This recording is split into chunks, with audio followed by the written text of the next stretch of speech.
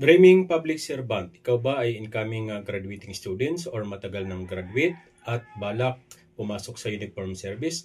Ngunit ikaw ay kinapos ng height or lagpas na inyong edad sa kalendaryo.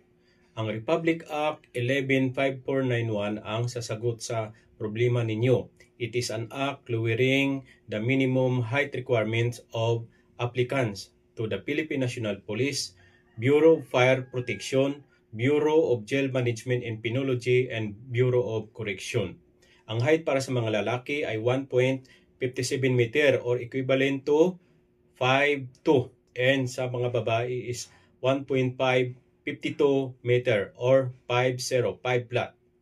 At sa edad naman, dapat not less than 21 years old or not more than 40 years old. At kung holder ka ng mga eligibilities tulad ng board passer, civil service passer or NAPOLCOM passer, at matagal nang nagtatrabaho sa private sector, so ito na yung pagkakataon mo para mag-apply at makapasok sa uniform service.